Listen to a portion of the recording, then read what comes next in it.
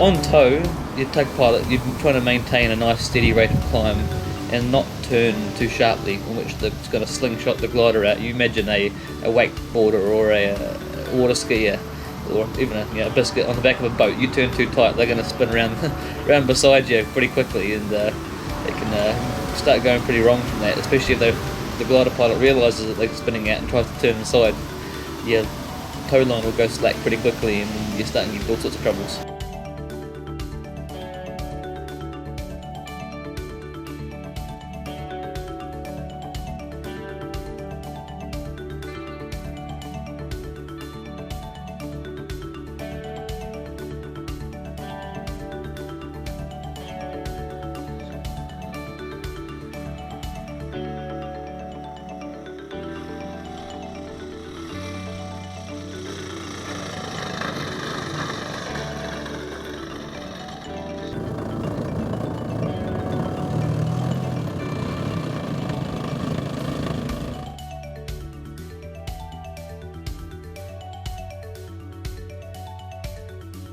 The understanding of the air and air currents and crosswinds, tailwinds, because they're much magnified in the glider compared to a heavy aeroplane. But an understanding coming from that, I've certainly valued.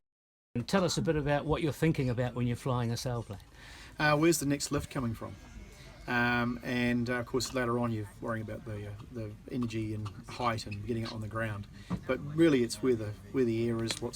Where am I going next for the longer ride?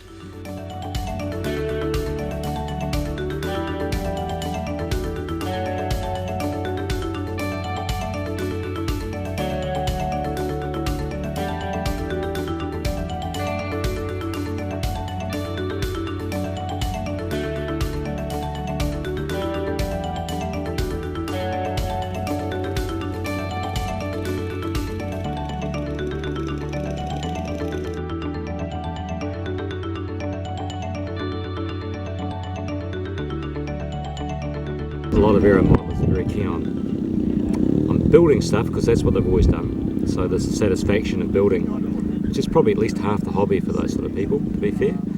And there's also the cost aspect. A moulded sailplane might cost you, dare I say it, $8,000, whereas something like I've got here in front of me, it's a similar sized airplane and it's built of carbon fibre and foam and fiberglass, much like the expensive ones, but it's about $500 in raw material.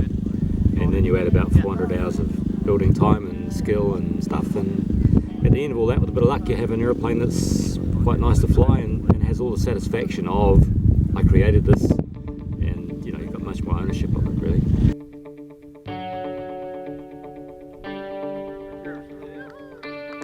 Is a design of the KO6E, which was the last of the plywood gliders that were built full size.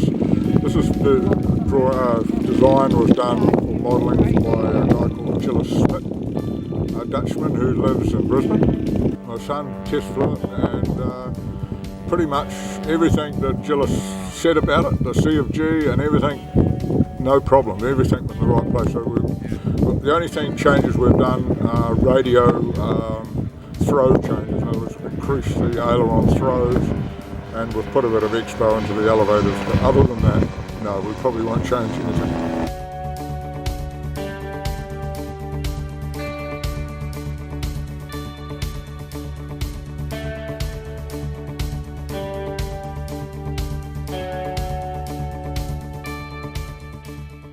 this is a far more social aspect than competition flight. People are very relaxed and here to enjoy themselves.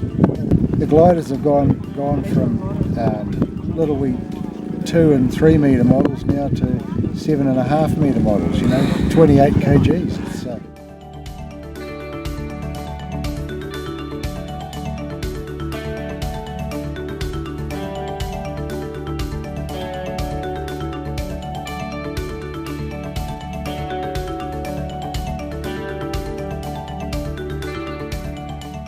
The smaller, lighter gliders generally it's very manoeuvrable, and you can get away with a lot more harshness on the sticks. But with the bigger scale sail planes, you generally have to fly them lots more smoothly because they won't turn in a dime. They won't head back the other direction in a second and a half.